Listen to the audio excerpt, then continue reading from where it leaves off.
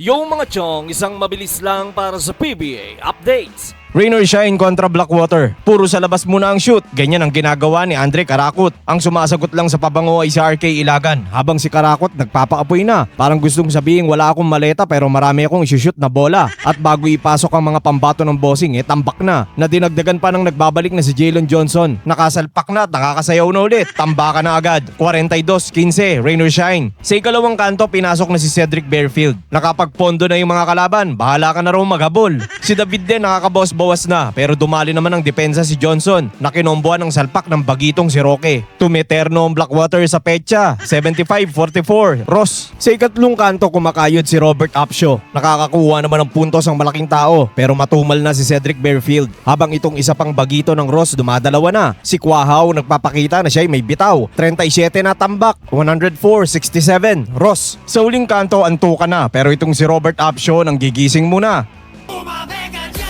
Kaso baon pa rin sila ng 38. Tapos dadagdagan pa ni Jalen Johnson. Walang ano-ano, titirahan ka sa 4. At yun na nga, panalo ang rain or shine. Pumalo ng 151. Best player of the game si Andre Karakot nang bumaha ng 22 puntos. Back to normal na uli ang lineup ng Pintura. Nanambak ng 51, malala. Ganado si Jalen Johnson. Shake it, baby, shake it, baby. SMB kontra Macau. After masoplak ng 2 beses, umendwan na. Yan si Justin Patton, minsan 7-footer, madalas 6'11". Bagong import ng Beermen. Di athletic pero mas agresibo to umupensa kumpara kay Lee. Palag sa quarter na to ang Macau. Aktibo din si Tony Mitchell. Panay goaltending pero nakakasalpak pa rin. Lamang ang SMB, 33-26. Nakabalik na nga pala si Master Jericho at sa takbuhan inaharot siya ni Junmar Fardo. Si Mitchell nakakapuntos pa rin sa gitna. Si Justin Patton naman naka back to back ng abot. Gareno lang ang talon pero sapat na ang haba para makasalpak. Agresibo pa rin ang Macau lalo na si Chow. Pero nakaiwan ng bahagya ang SMB sa sipag nito. Habang si CJ Perez chill lang. Joko Lelens lang. 62-51 Beermen. Sa ikatlong kanto ang SMB unti-unting kumakalas.